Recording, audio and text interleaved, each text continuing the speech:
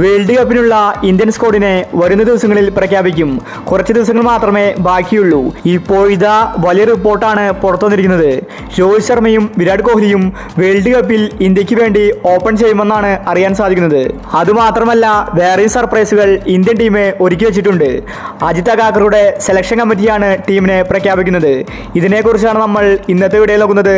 ഇതുപോലത്തെ IPL ന്യൂസിന് വേണ്ടി ഈ ചാനൽ മറക്കാതെ സബ്സ്ക്രൈബ് ചെയ്യൂ. ധോണിക്ക് ശേഷം ഇന്ത്യക്ക് ഒരു വേൾഡ് കപ്പ് ലഭിച്ചിട്ടില്ല. ഇപ്പോൾ ഇതാ T20 വേൾഡ് കപ്പ് എത്തിയിരിക്കുകയാണ്. IPL കഴിഞ്ഞാൽ ഉടനെ തന്നെ വേൾഡ് കപ്പ് ആണ്.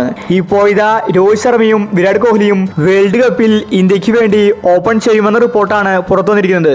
IPLന് തൊട്ടു മുന്നേ വരെ ജയ്സ്വാളും രോഹിത് ശർമ്മയുമായിരിക്കും ഓപ്പൺ ചെയ്യുക എന്നാണ് BCCI പറഞ്ഞിട്ടുണ്ടായിരുന്നത്.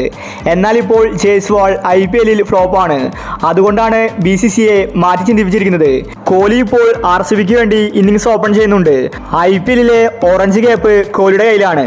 അതുകൊണ്ട് തന്നെ രോഹിത് ശർമ്മയും കോഹ്ലിയും ഓപ്പണിംഗിൽ വന്നാൽ അതൊരു ബെസ്റ്റ് കോംബോ ആയിരിക്കും. ഇനി മറ്റൊരു സർപ്രൈസ് റിയാൻ പരാഗിന്റെ കാര്യത്തിലാണ്.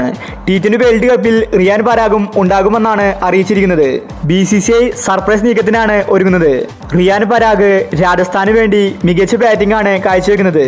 താരം ഇന്ത്യൻ ടീമിലെത്തിയാൽ അത് ഇന്ത്യക്ക് വേൾഡ് കപ്പിൽ ഗുണം ചെയ്യും. ഇത് മാത്രമല്ല സർപ്രൈസ് ആയിട്ട് 2 കീപ്പർമാരാണ് വേൾഡ് കപ്പ് സ്ക്വാഡിൽ ഇടം പിടിക്കാൻ പോകുന്നത്.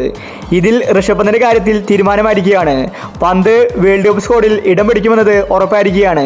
രണ്ടാമത്തെ വിക്കറ്റ് കീപ്പറായിട്ട് സഞ്ജു സാംസണിനെ പരിഗണിക്കുമെന്നാണ് അറിയാൻ സാധിക്കുന്നത്. സഞ്ജുവിനെ എല്ലാ മാച്ചിലും അവസരം കിട്ടില്ല, എങ്കിലും വേൾഡ് കപ്പ് സ്ക്വാഡിൽ ഇടം നേടാൻ സാധിക്കും. അതുമാത്രമല്ല ഹാർദിക് പാണ്ഡ്യയെ ചിലപ്പോഴേ ഉൾപ്പെടുത്തുമെന്നാണ് അറിയാൻ സാധിക്കുന്നത്. കാരണം പാണ്ഡ്യ ബാറ്റിങ്ങിലും ബൗളിങ്ങിലും ഫ്ലോപ്പാണ്. പാണ്ഡ്യയ്ക്ക് പകരം ശിവൻ ദുബെയും എത്തുമെന്നും റിപ്പോർട്ടുണ്ട്. എന്തായാലും വരും ദിവസങ്ങളിൽ ഇന്ത്യയുടെ സ്ക്വാഡിനെ പ്രഖ്യാപിക്കും. അപ്പോൾ ഇതുപോലത്തെ IPL ന്യൂസിന് വേണ്ടി ചാനൽ മറക്കാതെ സബ്സ്ക്രൈബ് ചെയ്യൂ.